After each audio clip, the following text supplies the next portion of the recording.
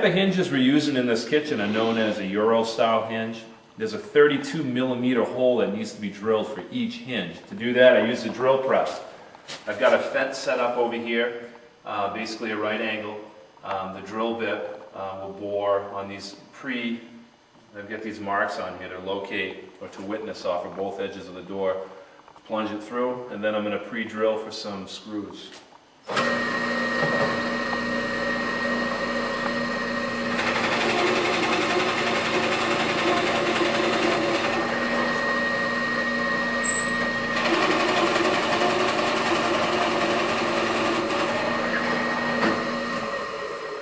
I like to pre-drill for my screws now instead of after the finish because it just makes assembly that much quicker. All I do is I pop the hinges in here. I use a straight edge to make sure I've got them nice and square with the corners. And I just have a drill with a Vicks bit on the end and just very quickly. It's a self-centering bit right through the hinge. And now I mark the door. All my pieces of tape that I had on there earlier can be removed now. I put the number inside the 32mm hole, and this door is ready to be sanded.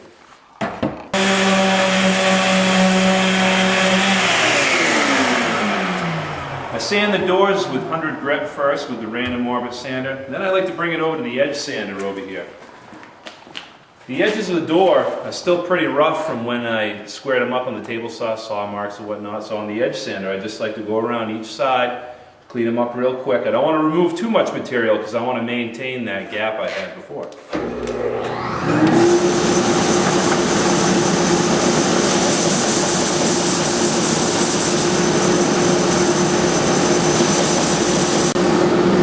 Edges is pretty smooth. What I like to do now is just break the corners of the door with the edge sander real quickly by lifting it.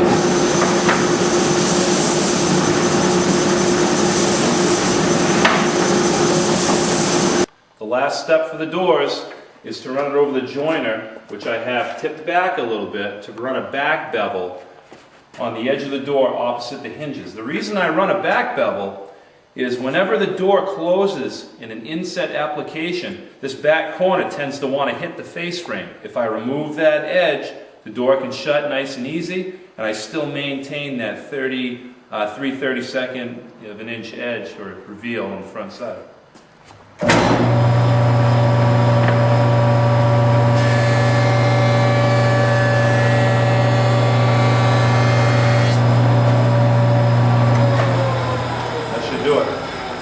Doors, drawer fronts, and face frames all done. Now it's time to start making cabinet boxes, the actual carcass of the cabinet. I got to do uppers and base cabinets. Base cabinets are 23¼ inches deep, and the uppers are 12 inches deep. First thing I need to do is start ripping up sheets of plywood. I use 3/4 inch pre-finished maple plywood. I don't use 1/2 inch for size. 3/4 inch always for strength. Rip them up with the table saw, then I'll bring them over to the radial arm and chop them up.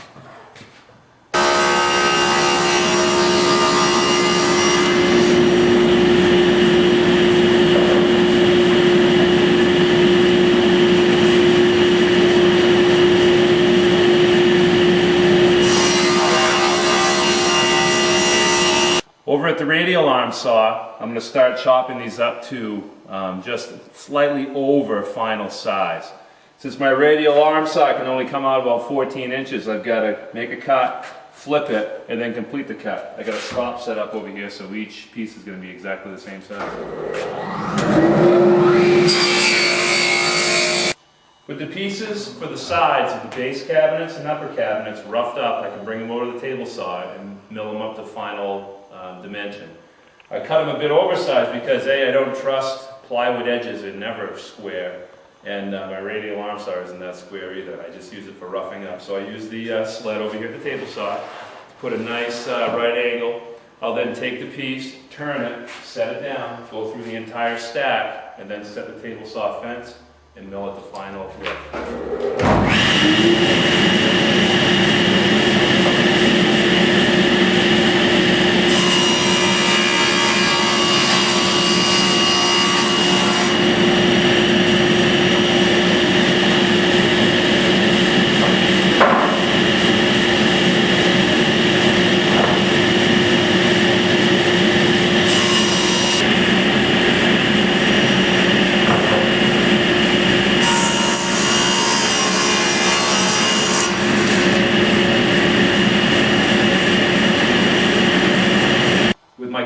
size, all cut to final thickness and in width and length, what I've been doing is running dados and rabbets to accept the tops and bottoms of the cabinet.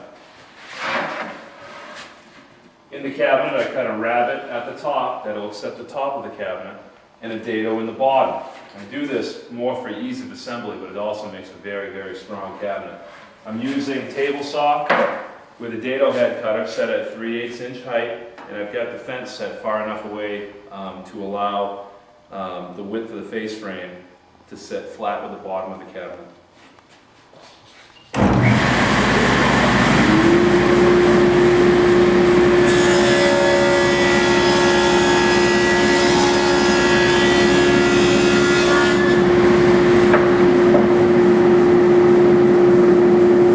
The backs of the cabinets are also going to sit in a rabbet, which I haven't milled yet. I want to drill for some shelf pin holes first. So I use my line boring machine. I can drill 13 holes at a time. I set the cabinet side down. I reference the bottom up against a stop, drill it. Reference the opposite side against the other stop, drill that one as well.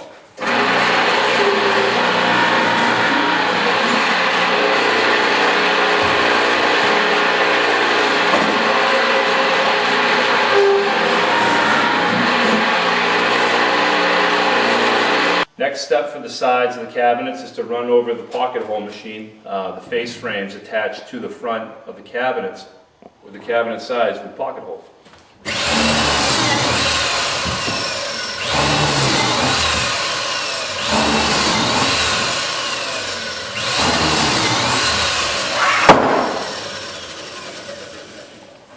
With dados, rabbets, shelf pin holes, pocket holes in the back. And the last thing I need to do for these cabinet sides is to run a rabbet in the back to accept the backs of the cabinets, half inch wide, 3/8 of an inch thick, deep, just like the rabbets and dados.